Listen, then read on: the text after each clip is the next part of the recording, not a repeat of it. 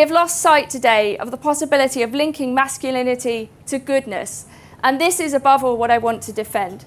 How to get there? We could, as Grayson Perry suggests, begin by questioning outdated versions of masculinity. We could say, as he does, that masculinity needs to change because most versions of it are a blight on society, in his words. Or we could shift a little and say that perhaps we need to resurrect what was good about older kinds of masculinity in the name of a different image of the present and the future. Many men are already good, which is to say they look after themselves and others, care for their families, sacrifice their time and energy to making the world a better place for all. It is unfair and untrue, therefore, I think, to damn men and masculinity as such. The general social attitude today is, however, to be worried that masculinity is damaging to both boys and men and girls and women. The American Psychological Association Guidelines for Psychological Practice with Boys and Men from 2018 states that in Western culture, the dominant ideal of masculinity has moved from an upper-class aristocratic image to a more rugged and self-sufficient ideal. The APA stresses that these ideals are in any case damaging stereotypes and might, quote, potentially alienate sexual and gender minority men from a complete male identity, as well as, quote, ostracize some gay, bisexual, transgender and gender non-conforming individuals. While noting that, quote, although privilege has not applied to all boys and men in equal measure, in the aggregate, males experience a greater degree of social and economic power than girls and women in a patriarchal society.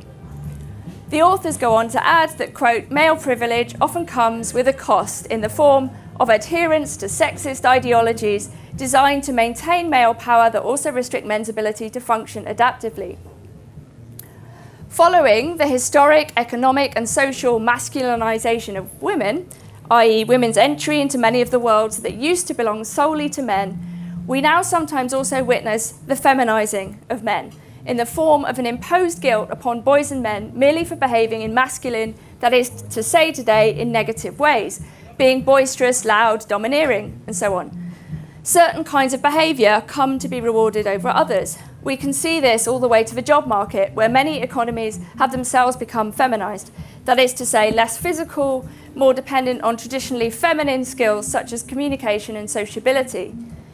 Western economies largely do not require large amounts of physical labour.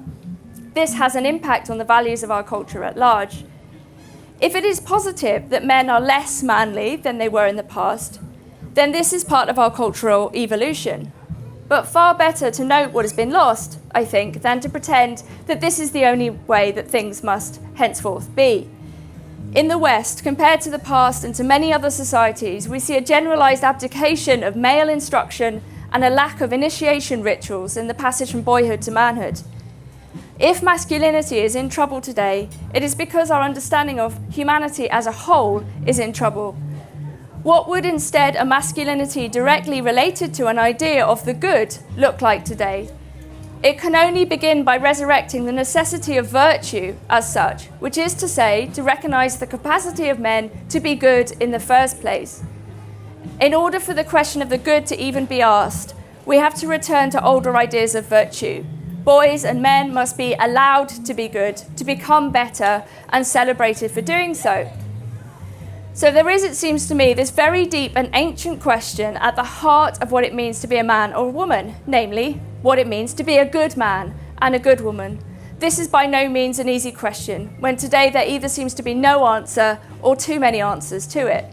The question of sex is a question of morality, though this is something we tend to scoff at these days, as if there's any one way to be a good man. How could we know? Fuck off. No one tells me how to live. It sounds religious or conservative to link one's moral being to one's sex. It is to be anti-modern, regressive, restrictive, oppressive. Don't we live in an age in which we can choose how to live as individuals, decoupled from our sex? Are we not sublimely, historically free? If we talk today about being a good man, we no doubt hear the shudder-inducing echo of an earlier narrow understanding of masculinity. We think of the punishment of men who fail to live up to an ideal. But the emphasis here should be on trying to live as honestly and realistically as possible. not about living up to some impossible standard or imagining that there is one ideal way of being a man. For example, by learning how and when to use one's judgment and strength, both physical and mental, one also learns how not to misuse these things. People are good men or women because they do good things or try to, not because an individual says of themselves that they are good or because they have the right line on an issue. The question of what these good things are is complicated and must be discovered through trial and error. But we can begin from the assumption that we are all unlikely to find out what goodness is from a culture based, in the first place, on the manipulation of desires for negative ends. That is to say, an amoral consumerism that panders to our basest desires. In order then to discover what it means to be a good man or woman, we must question how the world today is sold to us and need to be prepared to look at ourselves in the mirror without the protection of cynicism or the distraction of endless cover stories about how progressive modern life is supposed to be. In our age, the kind of freedom often offered by a hedonistic capitalism has tried to turn us all into something less than human. Rather, we are commodities of a kind, person-sized objects that sell themselves while simultaneously accumulating things. Our rewards, such as they are, tend to draw us deeper into the world of things and often towards oblivion and distraction. In the realm of thought, social media has revealed that the punishments for disagreeing with others can be severe. It may be that we all need to get offline sooner rather than later, the better to remember who we are and who our real friends are. We are often compelled to forget that free and simple pleasures, conversation, walking outside, being in nature, are also available to us. Beyond endless consumption, the nervous avoidance of serious questions or a lack of confidence in how we handle ourselves, life can be often very beautiful. What it means to be a man and what it means to be a woman are precisely questions that are posed, implicitly or otherwise, in these sacred times and these elevating places. Only a cynical mindset seeks to diminish experiences that are open to everybody.